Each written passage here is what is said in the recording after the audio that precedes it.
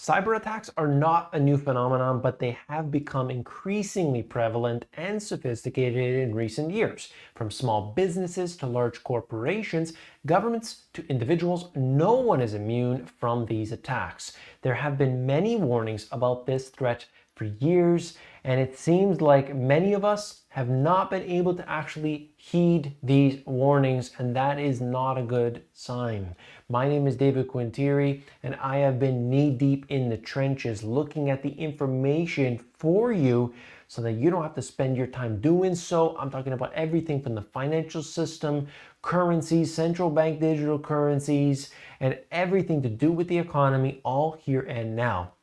In this video right here, what we'll see is Klaus Schwab and the World Economic Forum talking about the threat of, if you can believe it or not, a cyber attack that affects everybody. So I want to show you that right here and now. It's 2 minutes. Let me go through it. I'll add my color commentary, and I want your opinion on this very serious topic. Let's go.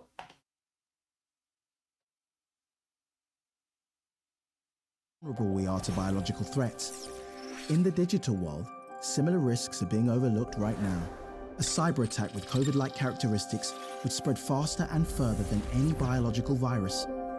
Its reproduction faster and further. So imagine, they're going to show an example here. Just imagine how quick things will change. rate would be around 10 times greater than what we've experienced with the coronavirus. To give you an idea, one of the fastest worms in history, the 2003 Slammer sapphire worm, doubled in size approximately every 8.5 seconds, infecting over 75,000 devices in 10 minutes and almost 11 million devices in 24 hours.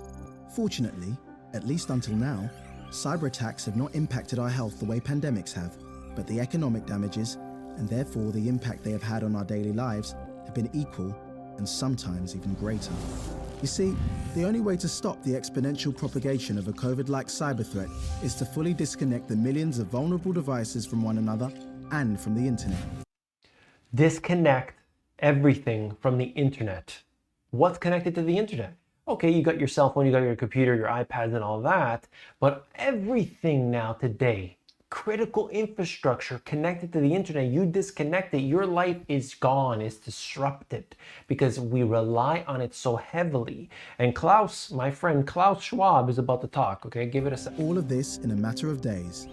A single day without the internet would cost our economies more than $50 billion US, and that's before considering the economic and societal damages should these devices be linked to essential services such as transport or healthcare.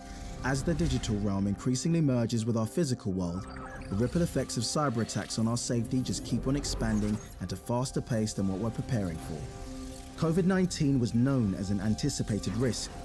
So is the digital equivalent. Let's be better prepared for that one. The time is now. We all know. They want you to have nothing, own nothing, and be happy. We know about this. In this sense, though, I think we should be listening to what they're saying because they kind of have this idea that they tell people before it happens, you know how the way it works, and then they provide the solution at the end. Let me show you something here. But still pay insufficient attention to the frightening scenario of a comprehensive cyber attack. Best evil villain character ever. Just saying. Which would bring to a complete halt to the power supply, transportation, hospital services, our society as a whole. The COVID-19 crisis would be seen in this respect as a small disturbance in comparison. A small disturbance, lockdowns for 2 years, couldn't go out, people, you know what happened, and that would be a small disturbance. I mean, just think about that. And it's true because of how connected, well, number one, connected to the internet, but also interconnected. It would be crazy. To a major cyber attack.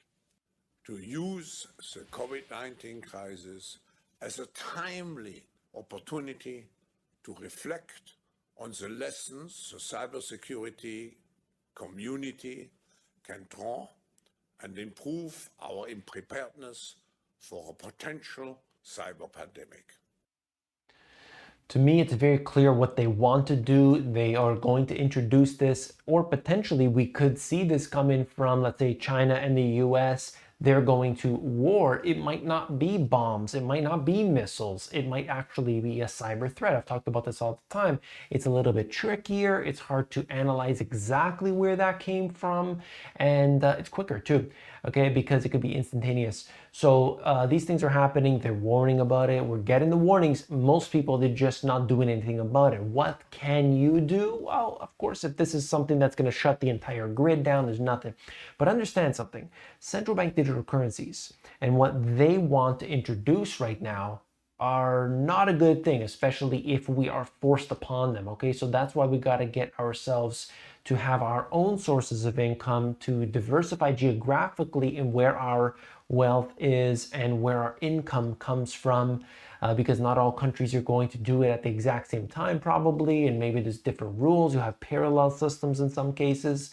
So of course, we don't want to deal with that. That's what this is all about. They can hook us up to a central bank digital currency. They have full control. They could turn you on and off. And I believe even when the internet is so-called off, I think that there's going to be certain groups, whether it's the military, the government, or critical infrastructure, that could be utilizing a parallel system that you and I don't have access to. Okay, so that's the key, and that's really what this is all about. What you can do as an individual, well, if the whole grid is going down and things, I mean, there's nothing you can do.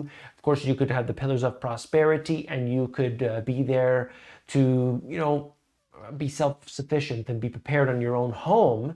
But in terms of the cyber threat, there's simple things that you've got to do. And I mean, it's pretty obvious, but I want to mention them. Online safety, practice good online safety using strong passwords, really strong passwords, okay? Avoid those suspicious emails. Don't go to the website. Sorry about that. If you like those German websites, you might want to get off. Klaus Schwab like a few of those websites. Don't go there, okay? Be smarter about that. You got to use a VPN. You got to use firewalls. You got whatever you can do to evade some of it. It's going to help. Anything is going to help. Okay, just do each and everything. If there's 10 different things that you could do, even if those things are a small piece of the puzzle, together that does certainly add up. Another thing is keeping your softwares up to date. That's on your phones as well as on your computers. All of these things will help out to some degree, at least for those those little attacks that could come from individuals trying to use you for ransom attacks and all that. Okay, it's not going to help you to get your whole infrastructure back up online. So all of this, I want to know what you think about CBDCs. I want to know what you think about the evil villain Klaus Schwab over here, and I also want you to think about what this all means for you. Put it in the comments below. Let me know what you think of this. I'm trying to do these type of videos because then I can show you what millions and millions of people have seen, and then I can give you my opinions and talk about this a little bit more casually and really bring up some important points. Let me know what you think. I'll see you on the next one. Take care.